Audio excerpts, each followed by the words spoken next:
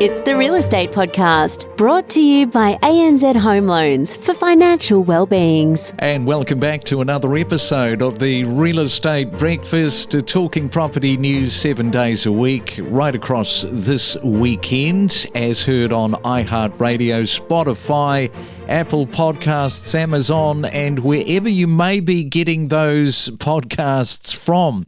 And it is, as mentioned, another weekend, a Saturday, July the 6th today, and it's another exciting weekend for real estate buyers and sellers, I guess, across Australia. Whether you're just browsing and contemplating if now is the right time to buy, or you're fully committed and actively searching for your dream property. It's always a great journey to go on when it all comes together. And happy house hunting this weekend if that is what you are up to. Well, Australia's inflation rate surged to its highest level in 2024, indicating, and we've talked about it, that the RBA may delay interest rate cuts and possibly hike rates again. The Australian Bureau of Statistics reported a 4% rise in consumer prices in May. Now, that's compared to the previous year, surpassing the expected 3.8%. Housing costs, yes, they climbed, with rents up 7.4%. And the RBA remains poised potentially, as we say, to raise rates again if the inflation doesn't fall within that 2 to 3% target by next year. And since it is a Saturday morning, here to look at all of that and another potential rate rise is Anthony Landahl, the Managing Director from Equilibria Finance. Good morning to you, Anthony. You know, all these machinations that we're talking about, I think they probably pale into contrast with what's happening across in America. Well, what a crazy sort of a week. Donald Trump, this immunity from prosecution. Yeah, good morning, Craig. Great to be here, mate. The debate in America that raised a lot of questions about where that election's heading. A lot going on in the world at the moment. Especially when you have a guy in Donald Trump saying that he's going to get out of NATO. You know, it's been described as we're kind of sleepwalking into World War III. I mean, don't want to be alarmist on a Saturday, but it's pretty dire.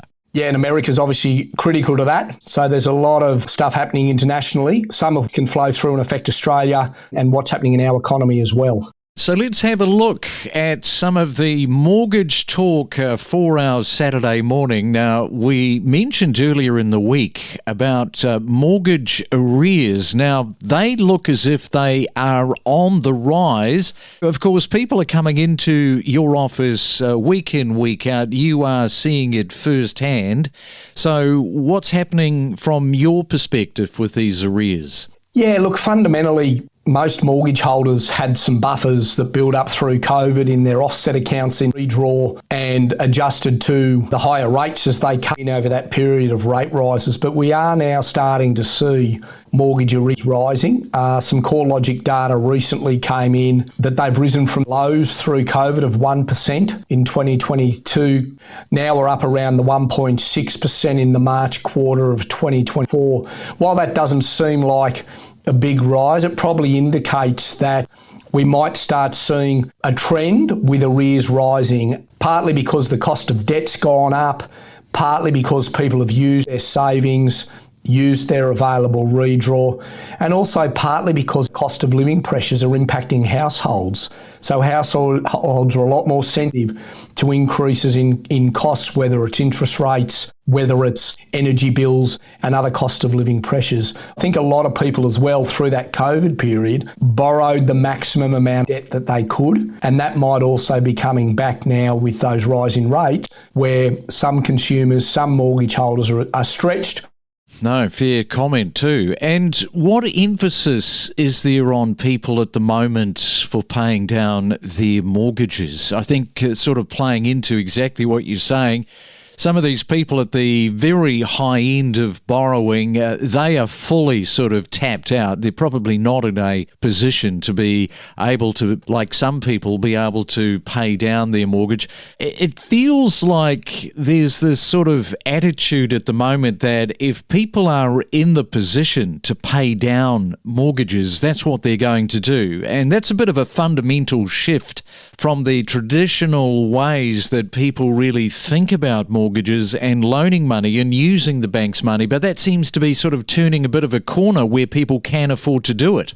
Yeah, it's a little bit of a flip side. Actually, on the one hand, we've got some households struggling with these cost of living pressures, and I think we're going to see a little bit more of that, particularly if we do see a rate rise. But on the other side of the coin, people are prioritising their mortgage, their essential living expenses.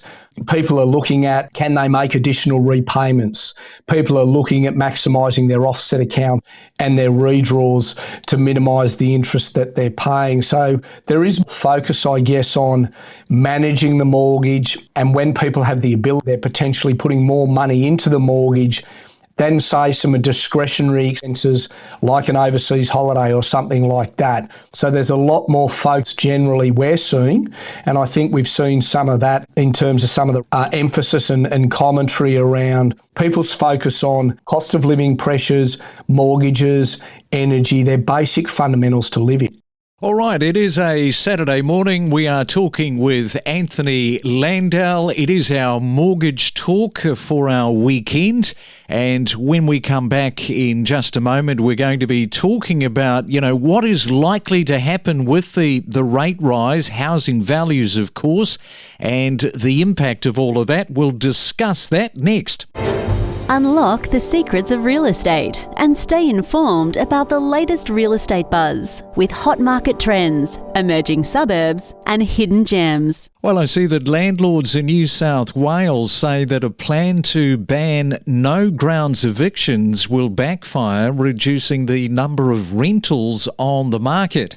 Under the current system, a tenant can be evicted without a reason if they are not covered by a fixed-term lease. The ABC reported that one property manager and investor has experienced both ideal and challenging tenants, saying that some tenants play a game of consistently paying rent 10 to 12 days late, making it difficult for landlords to meet mortgage repayments. Currently, tenants can be evicted without reason at the end of a fixed-term lease or during a rolling lease.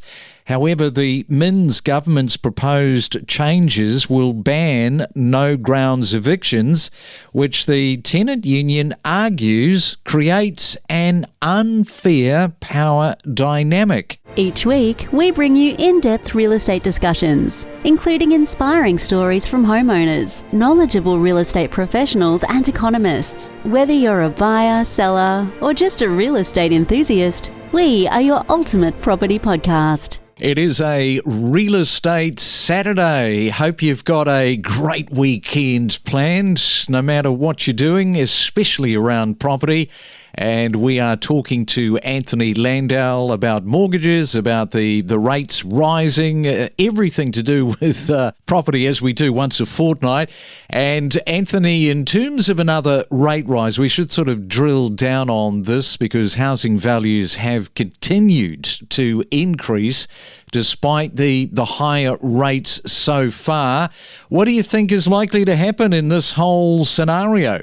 Yeah, look, you're right. We're obviously come to the end of the financial year and housing prices have risen another 0.7% in June, taking growth nationally to about 8% across the last financial year. So that's strong growth. We've got a little bit of a split market. The growth's being led by Perth, Adelaide, Sydney's not far behind. We've seen a little bit of negative growth or a bit of a slowdown, particularly in Melbourne and Hobart. But with these rate rises, the housing market has remained very resilient to date. In fact, Australian home has gained about 59,000 in wealth from rising housing values in FY24 alone, which is an interesting statistic. I guess the question then you pose is how would another rate rise impact the market? So far, we've had supply and demand hold up. We've had a lower supply and we've had strong demand, but we are starting to see a little bit of a slowdown. Maybe that's timed in with winter. but we are starting to see some headline numbers suggest that demand might be weakening a little bit.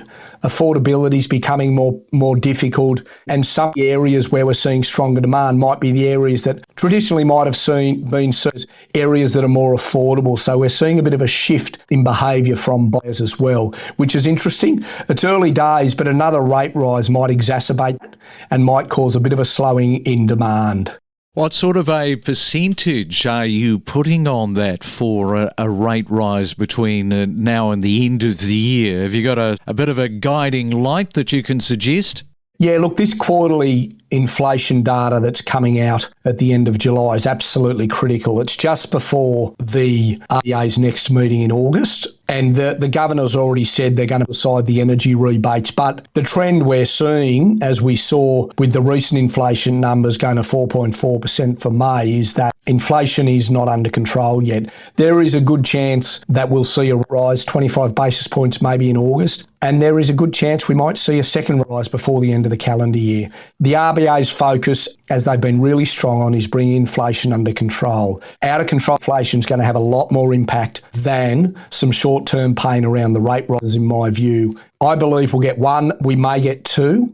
Well, you kind of answered that a little bit like a politician. So where's your percentage? What do you think? The chance of a rate rise, 50%, 60%? A 75 to 80% chance of a rate rise in August based on that inflationary data, and I reckon we're a 50 to 60% chance of rate rises before the end of the calendar year. There you go, mate. Wow, okay.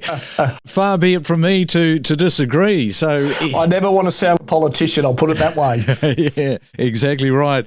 All right, well, enjoy your weekend. Enjoy the surfboard if you're going out for one of those. Thanks for coming on to the Real Estate Breakfast this morning. No worries, Craig. Great to be here, mate, and we'll catch up again soon. We don't just report on real estate news, we take you to the source of the information. We produce more property podcasts every week than anyone else. We are your trusted guide for all things real estate. It's really quite expensive to rent at the moment here in Darwin, so people are kind of turning towards just purchasing a property themselves. And what about with regard to all of the building that is taking place? Because there's some major projects in Darwin at the moment and probably influencing the local property market. Of course, many people coming from outside the area, a lot of these contractors moving to Darwin. I think slowly it will impact. We've just got the new city campus for the Charles Darwin University. That would probably be finished, I think, at the end of the year or with next year. People will slowly start to move to Darwin. We're not seeing it, I don't think, as yet. So you're the local tourism officer, are you, for Little Bay? Yeah, it feels like that. My friends jokingly call me the mayor because I know lots of different people, and I'm not the mayor at all, but I love that aspect of Little Bay, that everyone kind of has a connection to each other and are very friendly. We connect you to the best real estate information across Australia. The Real Estate Podcast.